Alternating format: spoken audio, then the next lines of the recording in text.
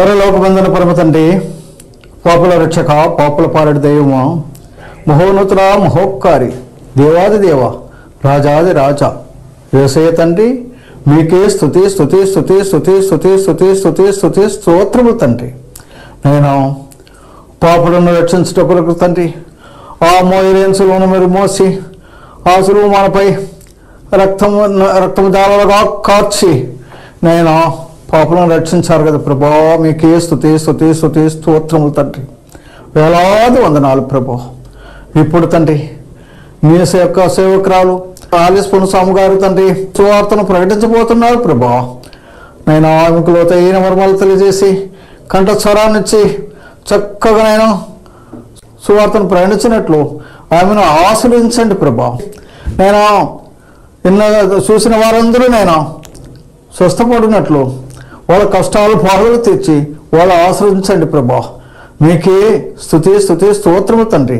ఇప్పటి వరకు మీరు పాపులందరినీ రక్షించిన కొరకు వేలాది వందనాలు ప్రభా. మీకే స్తుతి స్తుతి స్తుతి స్తోత్రాలు చెల్లించుకుని రానయ్యన్న యేసయ్య నామములో ప్రార్థిస్తున్నాము తండ్రి, ఆమేన్. ఫాస్టింగ్ ప్రేయర్ ఫెలోషిప్ తరపున దేవునికి స్తోత్రం. మీకందరికీ వందనాలు. వాక్యానికి ముందు సహోదరి గురించి 2 మాటలు. సహోదరి దేవుని నమ్మక ముందు విగ్రహారాధన చేస్తూ దేవునికి దూరంగా ఉన్నప్పుడు దేవుడు ఆమెను ఏర్పరచుకొని మహిమగల సువార్త ప్రకటించమని దేవుడు చెప్పగా ఆమె ఆ విధముగా సువార్త ప్రకటిస్తూ వచ్చును. పరిశుద్ధాత్మ చేత నింపబడిన ఆ సహోదరి ఎన్నో కృపా వరాలతో స్వస్థత వరము, వాక్య పరిచర్య వరము, దేవుని పట్టిన వారికి ప్రార్థన చేసినప్పుడు వారికి విడుదల, క్యాన్సర్ గడ్డలు, గర్భసంచి వ్యాధులతో బాధపడుతున్న వారికి ప్రార్థన చేసినప్పుడు వారికి స్వస్థత కలిగను. అలాగే పల్లెల్లోనూ తిరిగి సువార్త ప్రకటించారు, వీధి వీధుల్లో పత్రికలు పంచారు, వీధి సేవ చేశారు, జైలు పిల్లలకు వెళ్ళి సువార్త ప్రకటించారు. ఈ విధంగా డ్రామాల ద్వారా, సండే స్కూల్ పిల్లల ద్వారా దేవుని సువార్తను ప్రకటిస్తూ ఉన్నారు.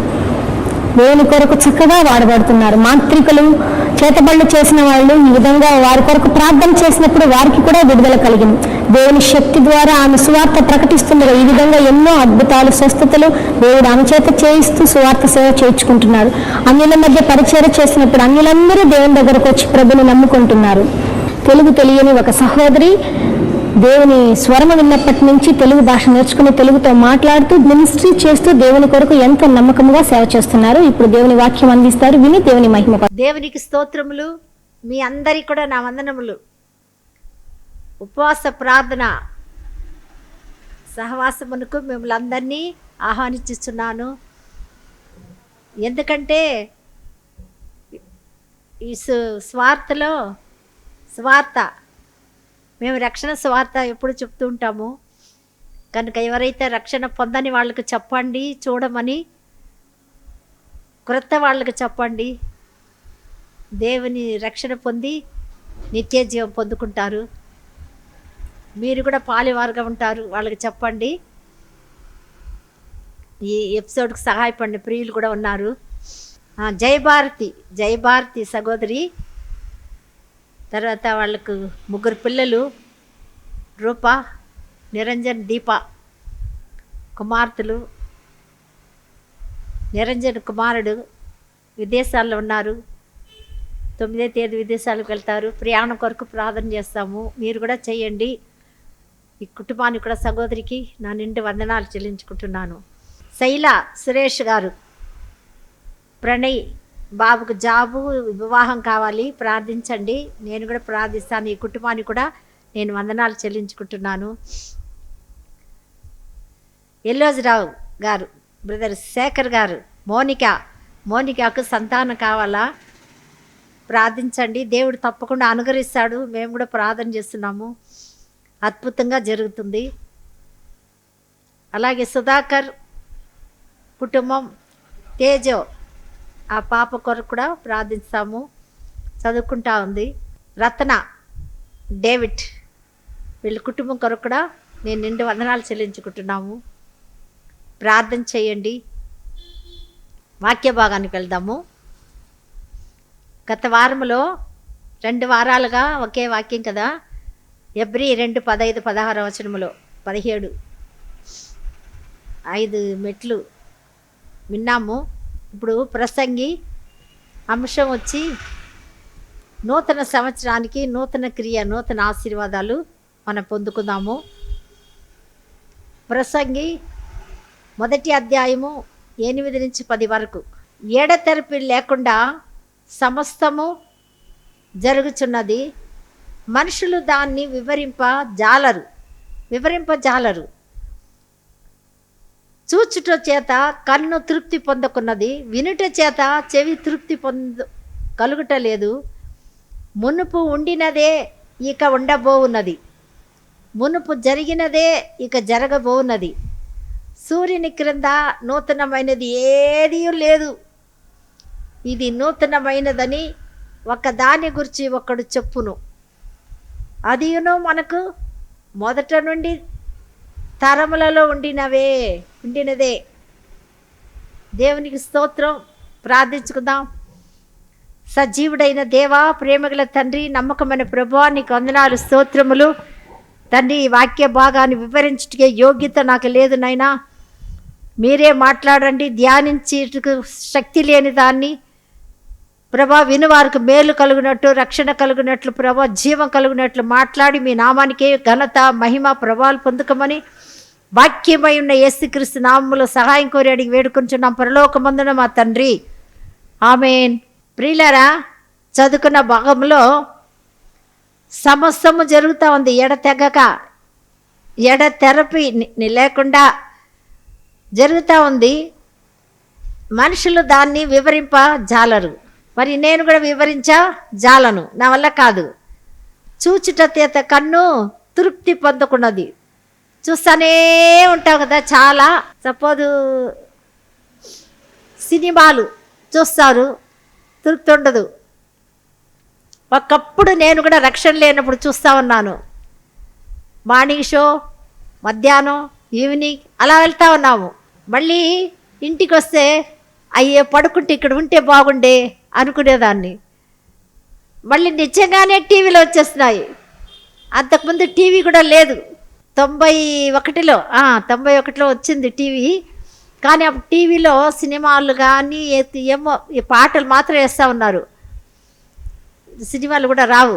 అలా అనుకుంటే నిజంగా ఇప్పుడు ఎక్కడ చూసినా, సెల్లులో చూసినా, ఏది చూసినా వస్తూనే ఉన్నాయి. కానీ సెల్లులో కూడా చూసేవాళ్ళకు కన్ను తృప్తి లేదు. చూచటం వలన కూడా తృప్తి, కన్ను తృప్తి పొందక ఉన్నది. వినుట చేత చెవి తృప్తి కలుగుటలేదు. మునుపుండినదే ఇక ఉండబోవున్నది, మునుపు జరిగినదే ఇక జరగబోవున్నది. సూర్యుని క్రింద నూతనమైనది ఏది లేదు. మరి సూర్యుని క్రింద ఏది నూతనమైనది లేదు కదా. ఇప్పుడు నూతన సంవత్సరంలో నూతనంగా మారాలి కదా. మరి యెషయా గ్రంథంలో దేవుడు చూడండి, యెషయా 43:19, ఇదిగో నేను ఒక నూతన క్రియ చేయుచున్నాను, ఇప్పుడే అది మొలుచును, మీరు దాన్ని ఆలోచింపరా. ఇప్పుడే అది మొలచును, మీరు దాన్ని ఆలోచింపరా. నేను అరణ్యములో త్రోవ కలుగ చేయుచున్నాను, ఎడారిలో నదులు పారజేయుచున్నాను. అరణ్య జీవితం ముళ్ళు లాంటి జీవితం. ఎక్కడ అడుగుపెట్టినా ముల్లే, ఎక్కడ అడుగుపెట్టినా జంతువులే. ఎలా పోయినా లోకంలో ఎటు తిరిగినా అరణ్యము లాంటి ఈ లోకం.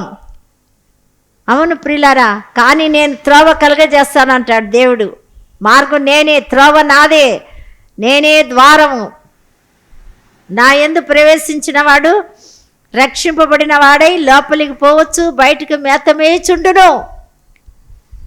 అంటే నేను అనుకున్నా, యోహాను సువార్తలో ఉంది 10:9, బయటికి పోవచ్చు, లోపలికి రావచ్చు. బయటికి అంటే లోపల నుండి నిత్య జీవం మనం వెళ్తాం కదా. ప్రభు వస్తాడు ఇప్పుడు నమ్ముకున్న వాళ్ళందరినీ, చనిపోయిన వాళ్ళని తీసుకెళ్ళడానికి. మళ్ళీ వస్తాం కదా, మళ్ళీ వస్తాము. నేను అనుకున్నా, యెరూషలేము చూడాలంటే నేను చూడను, ఆ డబ్బు ఏదో పల్లెలకు వెళ్ళి ఖర్చు పెట్టుకొని స్వార్థ చెప్పొచ్చు వాళ్ళకి. నేను పోతే నేనే కదా సంతోషపడతాను. మరి ఇతరులు ఆ సమయంలో ఆ డబ్బులో ఇతరులకు చెప్తే రక్షణ పొందుతారు కదా అని ఆశ కలిగి ఉన్నాను. చనిపోయిన తర్వాత ఎట్లా చూస్తాం కదా, లోకమంతా అంతా కాక మునుపు మన దేవదూతలాగా దిగి వస్తాము, అన్నీ తిరిగి చూసేస్తాము అని అనుకుంటా ఉన్నాను. ఇతరులకు కూడా చెప్పాను. కానీ ఒక సహోదరి, పద్మావతి సహోదరి అని మెడ్రాస్ తీసుకెళ్ళింది. నీ పాస్పోర్ట్ తీసుకురా, ఎన్ని దినాలు ఉందో చూస్తాము అని తీసుకెళ్ళి టక్కని 10,000 కట్టేసింది. నువ్వు యెరూషలేముకి వస్తున్నావు అంతే, నాకు తెలీదు, దేవుడు చెప్తా ఉన్నాడు. ఆమెకు తోడు 2 సార్లు పోయింది. 3వసారికి నాకు తెలీదు సిస్టర్, మీరు రావాల్సిందే అని చెప్తుంది. సరే సిస్టర్, మా వారికి చెప్పింది, ఎట్టైనా సరే సిస్టర్ని అమ్మగారిని పంపండి అంటే సరే అన్నాడు ఈయన మా వారు. సరే, దేవునికి స్తోత్రం. అట్లాగే యెరూషలేము అంతా వెళ్ళి చూసి వచ్చాము. అద్భుతంగా వెళ్ళిన స్థలం అంతా కన్నీరు కార్చి ఏడ్చాను. ఎందుకంటే ఇంత ధన్యత ప్రభువా, నాకు ఇంత గొప్ప ఆశీర్వాదం అని కాలు పెట్టి నడిచిన స్థలాల్లో నడిచే అర్హత మాకంతా కూడా ఉందా ప్రభువా అని కన్నీళ్ళు కార్చాను. ప్రియులారా, మధ్యప్రదేశం దేశం అంతట్లో మధ్యలో చేయి ప్రార్థన చేసి వచ్చాను. ఈ చుట్టూ ఉన్న దేశాలన్నీ రక్షణలో నడిపించు ప్రభు అని. అవును ప్రియులారా, కనుక అరణ్యం లాంటి త్రోవ నేను చూపిస్తానంటాడు. త్రోవ కొరకే, మార్గం కొరకే ప్రభు వచ్చాడు. మనకి తెలియదు కదా పరలోకి వెళ్ళడానికి.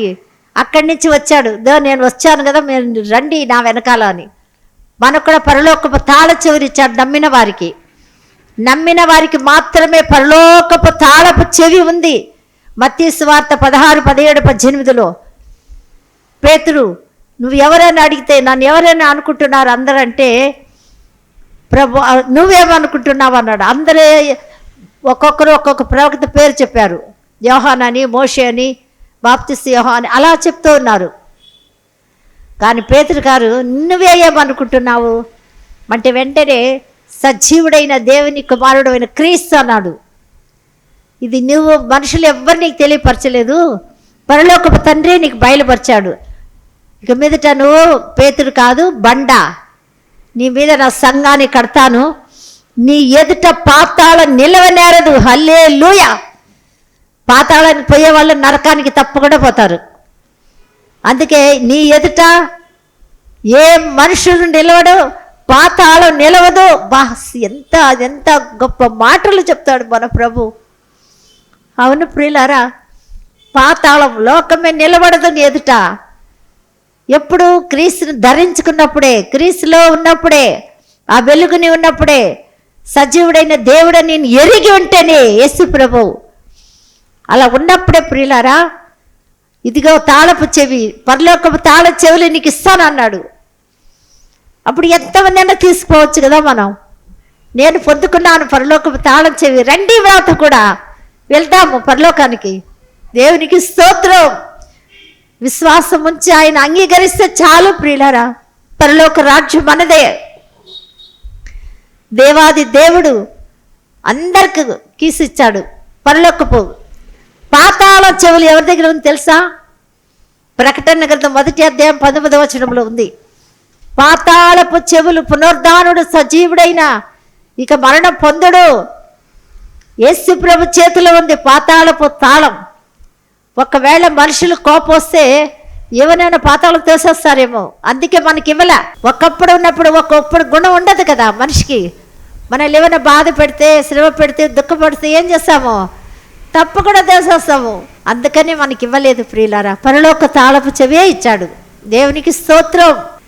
ఇప్పుడు అరణ్యం లాంటి జీవితం కదా మనకు ఉంది. అయితే ఏం చేస్తాడంటే త్రోవ కలుగజేస్తాడు. ఏ త్రోవ? మంచి మార్గం, త్రోవ, నీతి మార్గం, శరీరం అనే శర ద్వారా తెరిచి, ఎబ్రీ 10:19 ఉంది, నూతన మార్గం, నూతన ద్వారం తెరిచాడు. ఎడారిలో నదులు పారజేయుదును. ఎడారి నీళ్ళు ఉండవు కదా, ఎడారిలో నీళ్ళు ఉండవు. అయితే జీవజల ఓట, మన హృదయం అనే ఎడారిలో ఎండిపోయిన స్థలాల్లో జీవజల ఓట ఇచ్చాడు. అవన్నీ ప్రియులారా, అందుకే దప్పి కొనుకవారా నా యొద్దకు రండి అంటాడు. దప్పి కొనున వారలారా రండి, దప్పి తీర్చుకోండి, రోకలు లేకయ్యే, ఏమి ఇవ్వకయ్యే అని చెప్పాడు ప్రభు. కనుక ప్రియులారా, మనం నేను ఏర్పరచుకొని ప్రజలు త్రాగుటకు అరణ్యములో నీళ్లు పుట్టించుచున్నాను. అరణ్యములో త్రోవ, అరణ్యములో నీళ్లు, ఎడారిలో నదులు. బా స్తోత్రం ఎసప్ప, స్తోత్రం స్తోత్రం. కనుక ప్రియులారా, మనము ఎడారిలో ఇవన్నీ చేయాలంటే, ఇవన్నీ జరగాలంటే ప్రభుని విశ్వాసం ఉంచాలా. కొరింథీయులకు రాసిన 2వ పత్రిక 5వ అధ్యాయము 17వ వచనం మనకందరికి తెలిసిన వాక్యాలే. ఎవడైనాను క్రీస్తునందున్నడలా వాడు నూతన సృష్టి, పాతవి గతించను, ఇదిగో క్రొత్తవాయను. ఆకాశ గ్రంథ ఏది కొత్తది లేదు, ఇదిగో క్రొత్తది. అరణ్యములో ఎడారిలో క్రీస్తు నందు ఉన్న ఎడల నూతన, పాతది గతించను, ఇదిగో క్రొత్తవాయను. మీరే ఎంచుకోండి, చక్కగా ఉన్నాయి. ఎన్ని కావాలంటే మరి సమస్తము దేవుని వలనైనవి. ఆయన మనల్ని క్రీస్తు ద్వారా తనతో సమాధానపరుచుకొని ఆ సమాధానపరచు పరిచర్యను మాకు అనుగ్రహించెను అని పౌలు గారు తెలియపరుస్తున్నాడు. సమాధానకర్త, అధిపతి. కనుక ప్రియులారా, మరి నూతన సృష్టిగా దేవుడు మనల్ని ఎన్నుకున్నాడు. పేతురు రాసిన పత్రికలో అదే ఉంది. మొదటి పత్రిక పేతురు రాసిన 2వ అధ్యాయము 3వ వచనం. వేషధారణ, అసూయ 2వ వచనం నుంచి, ప్రభువు దయాళుడని మీరు రుచి చూచి ఉన్న ఎడల సమస్తమైన దుష్టత్వమును, సమస్తమైన కపటమును, వేషధారణయు, అసూయ, సమస్త దూషణ మాటలను మాని క్రొత్తగా జన్మించిన శిశువులను పోలిన వారై నిర్మలమైన వాక్యమని పాలను రక్షణ విషయములలో ఎదుగు నిమిత్తము ఆ పాలను అపేక్షించుడి. దేవునికి స్తోత్రం. అవును ప్రియులారా, మనం ఏం చేయాలా? క్రొత్తగా జన్మించాలి. అదే క్రీస్తునందే నూతన సృష్టి. జన్మించే శిశువులు ఎలా ఉండాలి? పాత జీవిత వేషధారణ, సమస్తమైన కపటం, వేషధారణ, అసూయ, సమస్త దూషణ మాటలు ఇవన్నీ మానాలి. అదే 4వ అధ్యాయంలో ఇంకా చక్కగా రాయబడింది. 4వ అధ్యాయంలో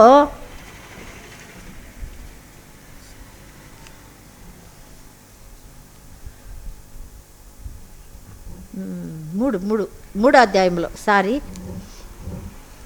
మనము దేవుని పిల్లలమని పిలువబడినట్లు తండ్రి మన గట్టి ప్రేమ అనుగ్రహించేనో చూడుడి. మనము దేవుని పిల్లలమే. ఆ హేతువు చేత లోకము మనల్ని ఎరుగదు. ఏలయనగా అది ఆయనని ఎరుగలేదు. పేతురు రాసిన మొదటి పత్రిక 4వ అధ్యాయంలో, క్రీస్తు శరీరమందు శ్రమపడేను గనుక మీరు నాటి మనసును ఆయుధంగా ధరించుకొనుడి. ప్రేమను ధరించుకోవాలి, క్రీస్తుని ధరించుకోవాలి, శ్రమను కూడా ధరించుకోమన్నాడు కదా దేవుడు. చూడండి ప్రియులారా, శరీర విషయంలో శ్రమపడిన వాడు శరీరమందు జీవించి మిగిలిన కాలము ఇక మీదట మనుజాలను అనుసరించి నడుచుకొనక దేవుని ఇష్టానుసారముగా నడుచుకున్నట్లు పాపముతో జోలి ఇక నేమీ లేక ఉండును.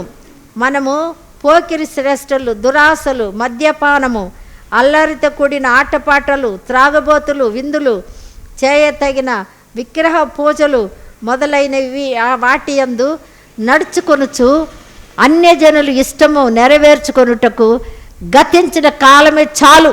దేవునికి స్తోత్రం. చాలు, గతించిన కాలే. అందుకే మునపట్టి జ్ఞాపకం చేసుకోవద్దు అన్నాడు యెషయా గ్రంథములో 43:18లో, మునపటివి జ్ఞాపకము చేసుకోవద్దు అని చెప్పాడు ప్రియులారా. కనుక మనము దేవుడు ఎలాగా మనకు తెలియపరిచినాడో అలాగే మనము మునపటివి జ్ఞాపకం చేసుకోకుండా గతించిన కాలమే చాలును అని దేవుడు తెలియపరుస్తున్నాడు. మరి రెండోదిగా మనం చూస్తే రోమిలకు రాసిన పత్రిక 6వ అధ్యాయము 4వ వచనం, 6:4. కాబట్టి తండ్రి మహిమ వలన క్రీస్తు మృతులలో నుండి ఎలాగ లేపబడినో అలాగే మనము నూతన జీవము, క్రొత్తగా జన్మించాలంటే క్రీస్తు నందు ఉంటే క్రొత్త జీవితం, పాతవన్నీ గతించాయి. పాత జీవితం పోయింది, ఇంకా జ్ఞాపకం చేసుకోకూడదు కదా మునుపటివి అని దేవుడు తెలియజేశాడు. ఇక్కడ చూడండి, జీవము లేపబడిన అలాగే మనమును నూతన జీవము పొందిన వారమై నడుచుకొనున్నట్లు మన బాప్తిస్మము వలన మరణములో పాలు పొందుటకై ఆయనతో కూడా పాతి పెట్టబడితిమి. పాతవి ఏం చేసినాము? ఇప్పుడు పాతి పెట్టేశాం అంతే. క్రొత్త జీవం వచ్చింది, నూతన జీవం వచ్చింది.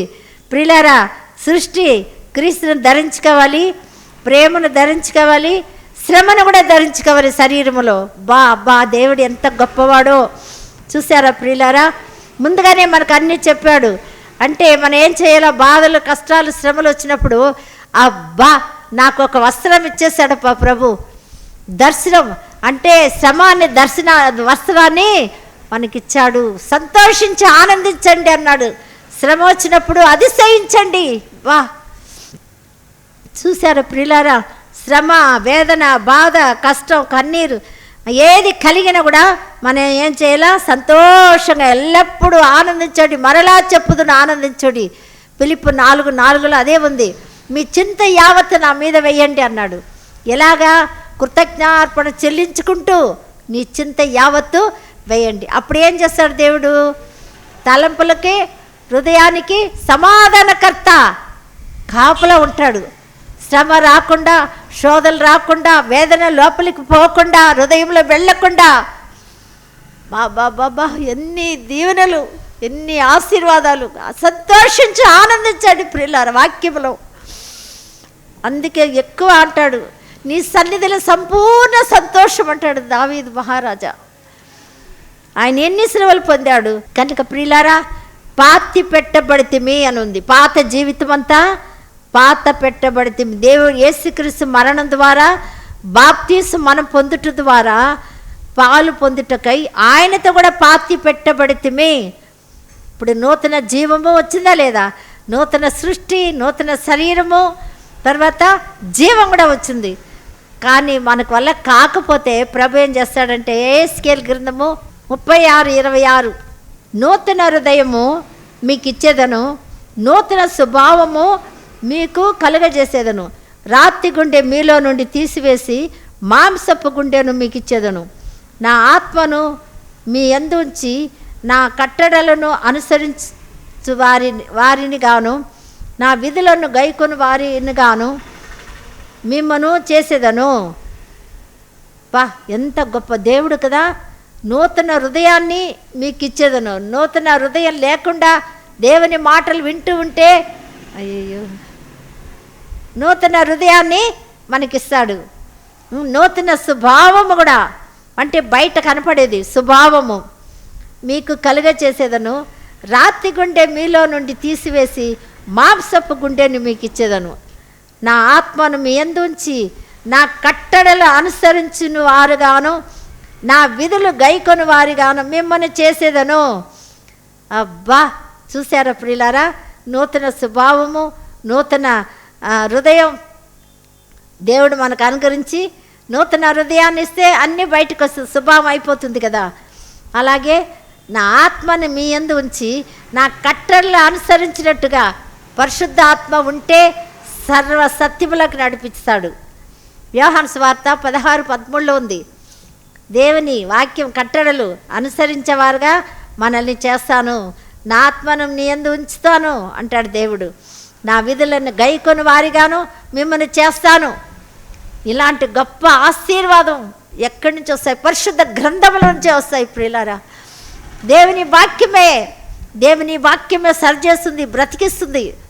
నీ వాక్యమే నన్ను బ్రతికించెను, బాధలలో నెమ్మదినిచ్చును, నీ వాక్యమే నన్ను బ్రతికించెను, బాధలలో నెమ్మదినిచ్చును.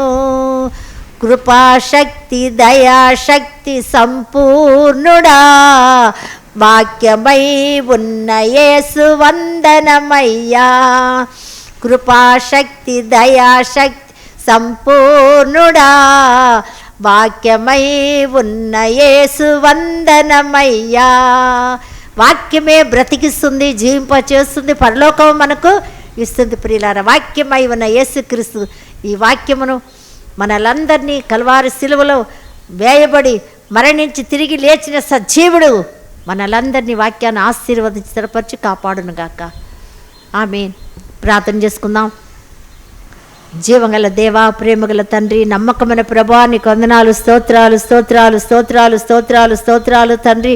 కరుణామూర్తి నీకు స్తోత్రం, పవిత్రుడా స్తోత్రం, పరిశుద్ధుడా స్తోత్రం, నిత్యుడగు తండ్రి స్తోత్రం స్తోత్రం స్తోత్రం స్తోత్రం తండ్రి.